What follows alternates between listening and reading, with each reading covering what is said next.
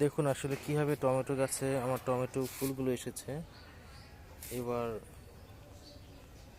আপনাকে দেখাবো আমার গাছে টমেটোর যত্নটা কীভাবে করতে হয়।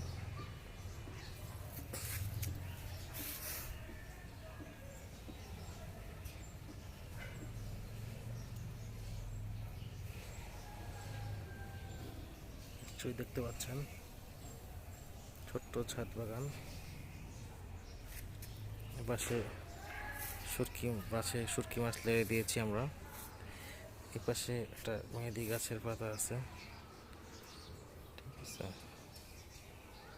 পাতাগুলো কত সুন্দর দেখেছেন। কারো মেহেদি পাতা লাগলে অবশ্যই বলবেন, বিনামূল্যে পাতা পৌঁছে দেওয়ার দায়িত্ব আমার।